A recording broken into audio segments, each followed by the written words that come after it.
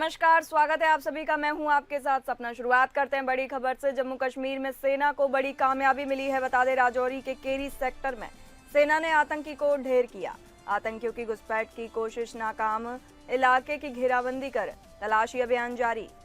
जम्मू कश्मीर के राजौरी के केरी सेक्टर के बारात गाला क्षेत्र में मंगलवार सुबह पाकिस्तान की ओर से घुसपैठ की कोशिश कर रहे आतंकियों से एक को सेना ने ढेर कर दिया। आतंकी 3 से 4 की संख्या में बताए जा रहे हैं।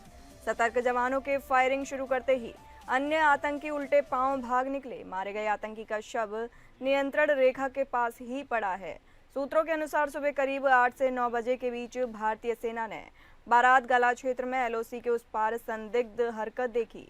घुसपैठ की कोशिश का पता चलते ही सतर्क जवानों ने फायरिंग शुरू कर दी।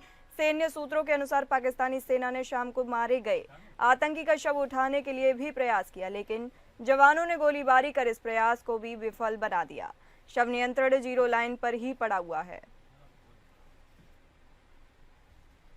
बताते चले, जम्मू कश्मीर के राजौरी के केरी सेक्टर के बारात गाला क्षेत्र में मंगलवार सुबह पाकिस्तान की ओर से घुसपैठ की कोशिश कर रहे आतंकियों में सेना ने एक को ढेर कर दिया है। आतंकी 3 से 4 की संख्या में बताए जा रहे हैं। सतर्क जवानों की फायरिंग शुरू करते ही अन्य आतंकी उल्टे पांव भाग निकले। मारे गए आतंकी का शव नियंत्रण रेखा के पास ही पड़ा है। सूत्रों के अनुसार मिली जानकारी के अनुसार सुबह करीब 8 से 9 बजे के बीच भारतीय सेना ने बारात गाला क्षेत्र में एलओसी के उस पार संदिग्ध हरकत देखी। घुसपैठ की कोशिश का पता चलते ही सतर्क जवानों ने फायरिंग शुरू कर दी।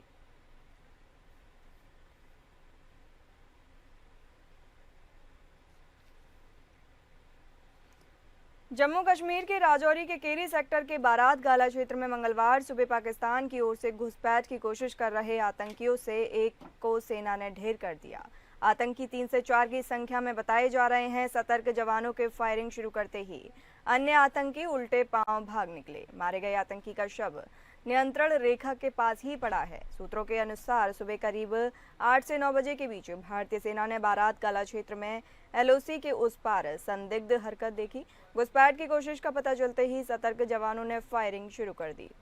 सैन्य सूत्रों के अनुसार पाकिस्तानी सेना ने शाम को मारे गए आतंकी का शव उठाने के लिए भी प्रयास किया, लेकिन जवानों ने गोलीबारी कर इस प्रयास को भी विफल बना दिया। शव नियंत्रण जीरो लाइन पर ही पड़ा हुआ है।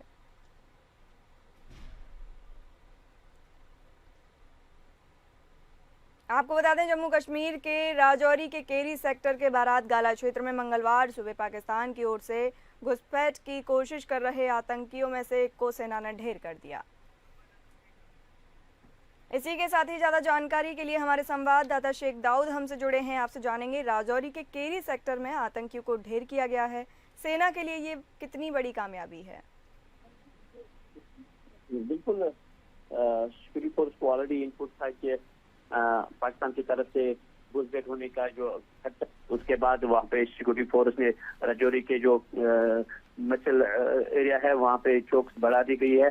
आपको मैं बताते चलूँ कि 3 जुलाई से अब अमरनाथ यात्रा भी शुरू होने वाला है, तो कहीं ना कहीं पाकिस्तान इस तरह की हरकतें अब करेंगे ताकि इससे वो डिस्टर्ब करेंगे। लेकिन फौज चौकसी बढ़ा दी गई और आज रात को जब ये 3 से 4 जो आतंकवादी इस पार आने की कोशिश की तो उस पर अंधाधुंध फायरिंग की सिक्योरिटी फोर्स ने, जिसमें एक मिलिटेंट को मार दिया गया है और उसकी लाश भी बरामद कर दी गई है और जो बाकी है वह उनको तलाशी कार्रवाई अभी जारी है। और सूत्रों से ये भी खबर आई कि उनमें से भी एक जख्मी है, वो वापस कामयाब हो गए भागने में, तो बड़ी ये ऑपरेशन अभी जारी है वहाँ पे। जी, बहुत शुक्रिया शेख दाऊद हमें यह जानकारी देने के लिए।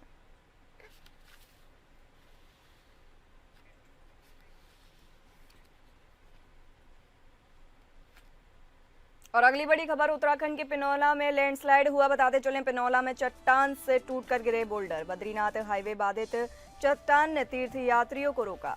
उत्तराखंड के चमोली के गोपेश्वर में बद्रीनाथ राष्ट्रीय राजमार्ग गोविंद घाट के पास पिनौला में चट्टान से बोल्डर गिरने के कारण बद्रीनाथ हाईवे बाधित हो गया है, जिससे बद्रीनाथ धाम और हेमकुंड साहिब की तीर्थ यात्रा पर जा रहे तीर्थ यात्रियों को आगे जाने से रोक लिया गया है। मौके पर पुलिस और बीआरओ की टीम पहुंच गई है। ज्योति मठ क्षेत्र में रात को हुई बारिश के चलते बद्रीनाथ हाईवे पर पिनौला में चट्टान से छिटक कर पत्थर हाईवे पर आ गिर गए, जिसके चलते सुबह से ही बद्रीनाथ धाम और हेमकुंड साहिब की तीर्थ यात्रा पर जा रहे और यात्रा कर लौट रहे यात्रा वाहनों को हाईवे के दोनों ओर से रोक लिया गया है। पुलिस अधिकारियों ने बताया कि हाईवे के खुलने पर तीर्थ यात्रियों को गंतव्य की ओर भेज दिया जाएगा। इसी के साथ ही ज्यादा जानकारी के लिए हमारे संवाददाता योगेश सेमवाल हमसे जुड़े हैं। आपसे जानेंगे, लैंडस्लाइड से किसी बड़े नुकसान की तो खबर नहीं है। बिल्कुल आपको बताना चाहेंगे कि जो लैंडस्लाइड हुई है बद्रीनाथ मार्ग में, उससे कोई नुकसान होने की बात तो नहीं बताई जा रही है। ऐसा कुछ भी सामने नहीं आया है जिससे ये कहा जाए कि नुकसान होने की। इतना जरूर है कि हाईवे को बहुत तेजी से खोलने का काम किया जा रहा है। वहाँ पर बीआरओ की टीम मौजूद है, इसके साथ स्थानीय प्रशासन वहाँ पर मौजूद है, पीडब्ल्यूडी की टीम मौजूद है और कोशिश की जा रही है कि जल्द से जल्द रास्ते को खोल दिया जाए, क्योंकि बड़ी संख्या में श्रद्धालु ऐसे हैं जो कि बद्रीनाथ धाम के लिए, इसके साथ ही हेमकुंड साहिब के लिए भी जा रखे थे और जल्द से जल्द जाना भी चाहते हैं कई सारे श्रद्धालु। तो जैसे ही ये जो पत्थर गिरा था बाहर से लैंडस्लाइड के कारण, उन पत्थरों को जैसे ही हटा लिया जाएगा, रास्ता अपने आप खुल जाएगा। जी, बहुत शुक्रिया योगेश सेमवाल हमें यह जानकारी देने के लिए।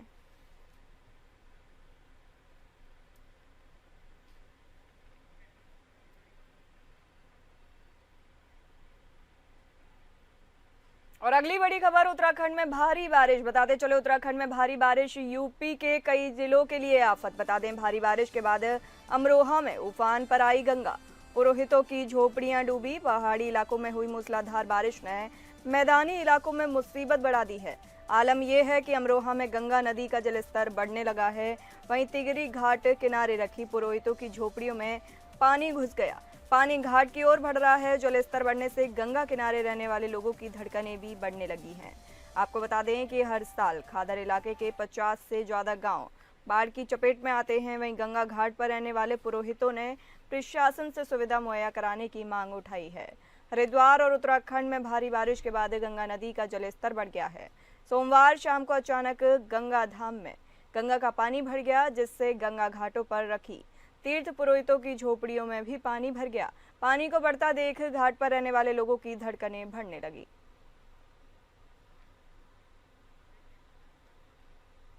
इसी के साथ ही ज्यादा जानकारी के लिए हमारे संवाददाता योगेश सेमवाल हमसे जुड़े हैं। आपसे जानेंगे, बाढ़ को लेकर प्रशासन की ओर से क्या क्या तैयारियां की जा रही हैं? नहीं, जैसे ही मानसून आता है उत्तराखंड में तो अपने साथ बहुत सारी चीजें और लेकर आता है। कभी कभी तो आपदा का रूप लेकर आता है। जंगल जो नदी है, नदियों का जलस्तर बढ़ जाता है। और इस साल भी अभी तो मानसून की शुरुआत ही है और शुरुआत में अगर बात करें तो पहाड़ों में काफी बरसात हो रही है। फिलहाल ऐसी बड़ी घटनाएं अगर सिर्फ एक यमुनोत्री मार्ग की और एक जो है अभी सुबह की जो घटना है इसको छोड़ दिया जाए लैंडस्लाइड की, तो फिलहाल ऐसी कोई बड़ी घटना फिलहाल नहीं है। लेकिन इतना जरूर है कि जिससे बरसात बहुत ज्यादा हो रही है, तो बरसात होने के कारण नदियों का जलस्तर बढ़ गया है। गिरिमान में जलस्तर धीरे धीरे बढ़ने लगा है और इसके साथ ही जो गाढ़ गदरे होते हैं उनमें भी जो है पानी आ गया है। तो इस वजह से वो पानी भी जाकर नदियों में, खासतौर पर गंगा नदी और यमुना नदी की बात करें तो उनमें जाकर रहा है, जिसके बाद मैदानी क्षेत्रों में जो है उसका जो है वो देखने के लिए मिल रहा है कि किस तरह से जलस्तर बढ़ रहा है। लेकिन इतना जरूर है कि अभी तो मानसून की शुरुआत ही है और प्रशासन की बात करें तो बहुत मुस्तैद है। एसडीआरएफ पूरी तरह से अभी से तैयार है। खुद मुख्यमंत्री ने कह रखा है सभी डीएम को कि सब आप लोग तैयार रहिए, किसी भी आपदा से निपटने के लिए कोई भी जो है वो चूक नहीं होनी चाहिए। जी, बहुत शुक्रिया योगेश सेमवाल यह जानकारी देने के लिए।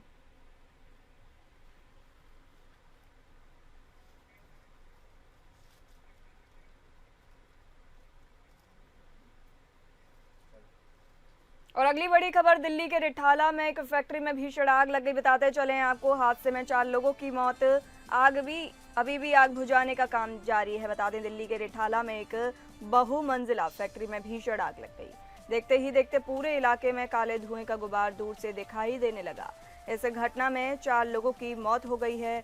दमकल विभाग के मुताबिक 7:25 पर दमकल विभाग को रिठाला स्थित फैक्ट्री में आग लगने की सूचना मिली, जिसके बाद एडीओ अजय शर्मा के नेतृत्व में 16 दमकल की गाड़ियों को काबू करने के लिए घटना स्थल पर भेजा गया। आसपास रिहायशी इलाका है, जहां कई फैक्ट्रियां नियम कायदे को ताक पर रखकर चल रही हैं, जिसका खामियाजा बेकसूर लोगों को उठाना पड़ता है। सूचना के मुताबिक फैक्ट्री में लगी आग में 4 लोगों की मौत हुई है। वहीं कुछ लोग घायल भी बताए जा रहे हैं।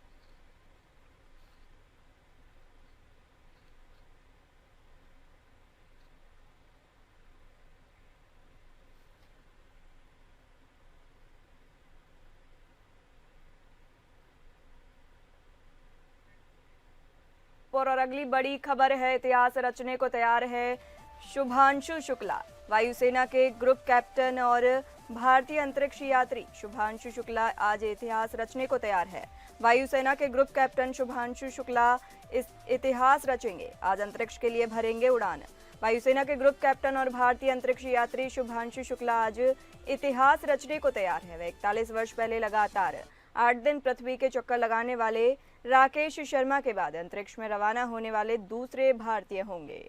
इससे पहले अमेरिकी अंतरिक्ष एजेंसी नासा ने मंगलवार को घोषणा की कि भारतीय अंतरिक्ष यात्री ग्रुप कैप्टन शुभांशु शुक्ला को अंतर्राष्ट्रीय अंतरिक्ष स्टेशन ISS ले जाने वाले एक्सियोम 4 मिशन के लिए प्रक्षेपण 25 जून को होगा।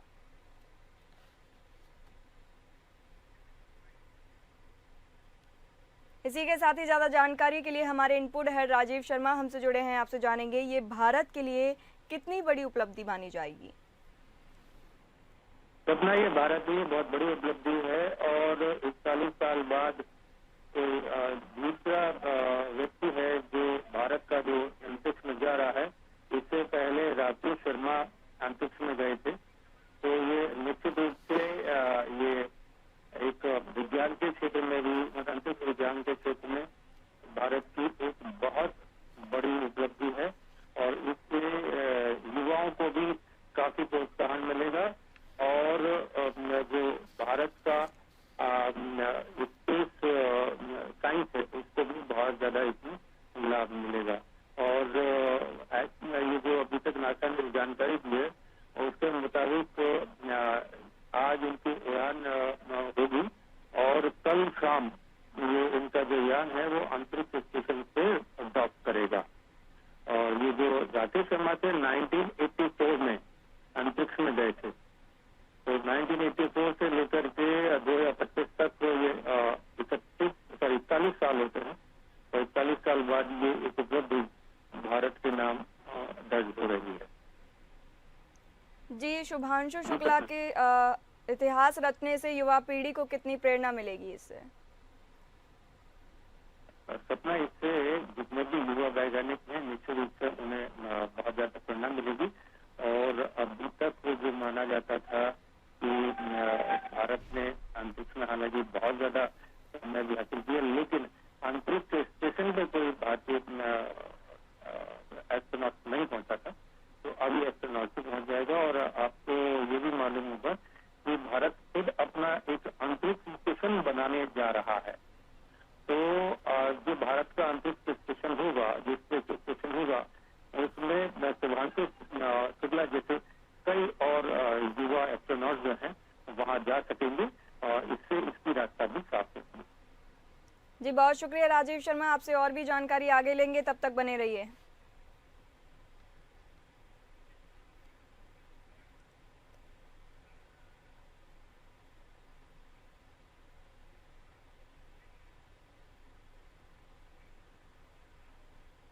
और अगली बड़ी खबर, 12 दिन के बाद थमा इजरायल और ईरान की जंग। बताते चले, ईरान इजरायल में सीज फायर कायम, दोनों देश कर रहे सीज फायर का पालन। ईरान और इजरायल की जंग खत्म हो गई है। कम से कम अमेरिकी राष्ट्रपति डोनाल्ड ट्रंप तो यही दावा कर रहे हैं कि दोनों देशों में सीज फायर समझौता हो गया है। हालांकि ईरानी विदेश मंत्री ने दावा किया है कि दोनों देश के बीच ऐसा कोई समझौता नहीं हुआ है, लेकिन अगर इजरायल कोई हमला नहीं करता है तो ईरान का मकसद भी जंग को बढ़ाना नहीं है।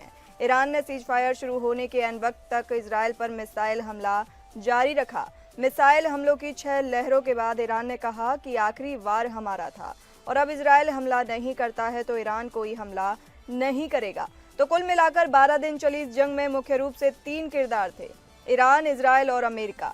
ईरान अकेला था, जबकि अमेरिका ने वाइल्ड कार्ड एंट्री मारते हुए आखिर में इजरायल की तरफ से ईरान पर हमला कर दिया। अब जंग खत्म होती दिख रही है। सबसे बड़ा सवाल है कि इन किरदारों को जंग में क्या हासिल हुआ, कि इजरायल और अमेरिका ने जिस उद्देश्य से ईरान पर हमला किया था वो पूरा हुआ। चलिए एक एक कर विचार करते हैं। इसी के साथ ही ज्यादा जानकारी के लिए हमारे इनपुट हेड राजीव शर्मा हमसे लगातार जुड़े हुए हैं, आपसे जानेंगे 12 दिन बाद आखिरकार सीज फायर पर सहमति बन गई, आगे क्या ये कायम रह पाएगा? सपना, ये कायम रह पाएगा या नहीं ये निर्भर करेगा इजराइल और ईरान की जो उनकी अपनी मानसिक स्थिति है उस पर। और जहां तक ईरान की बात है, ईरान ने अपने यहाँ एक घड़ी लगाई हुई है जिसमें हर बार एक दिन, हर रोज एक दिन कम हो जाता है इजराइल का। वो डेथ टू इजराइल वॉच है और ये आज से 40 साल पहले ये घड़ी लगाई गई थी और वो घड़ी अभी भी चल रही है। हालांकि इजराइल ने ये दावा किया था कि वो घड़ी उसने नष्ट कर दी है हालिया हमलों में, लेकिन ईरान ने उसके फिर से जो फोटोज हैं, चित्र इमेज हैं, वो डाले हैं। तो अभी ऐसा लगता है कि ये जो हुआ है कि सीज फायर ये अस्थायी है और ये कभी भी भड़क सकता है, क्योंकि इजराइल भले से ही सीज फायर पर राजी हो गया हो, लेकिन अब वो किसी भी तरीके से ईरान को छोड़ने वाला नहीं है। इसी तरीके से ईरान है, ईरान इजराइल को भी नहीं छोड़ना चाहता है। ईरान के लोग चाहते हैं कि इजराइल में सत्ता परिवर्तन हो जाए, नेतन्याहू को मार दिया जाए या वहां से भगवा दिया जाए। इसी तरीके से नेतन्याहू चाहते हैं कि खोमेनी की हत्या करवा दी जाए या खोमेनी को देश छोड़ने पर मजबूर कर दिया जाए। तो ये देखना भी है कि जो सीज फायर है वो कितने दिनों तक रहता है। अभी तो एक खबर ये भी आई थी कि एक ईरान का ड्रोन मार गिराया है इजराइल ने, वहीं ईरान ने दावा किया है कि इजराइल का ड्रोन मार गिराया है। तो ये छुटपुट अभी चल रहा है और किन कारणों से ये सीज फायर हुआ है वो तो हमारे सामने है। दोनों को बहुत भारी नुकसान उठाना पड़ा है।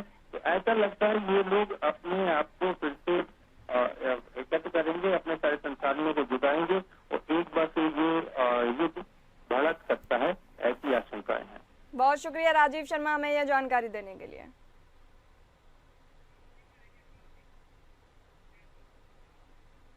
फिलहाल इस बुलेटिन में इतना ही। नमस्कार।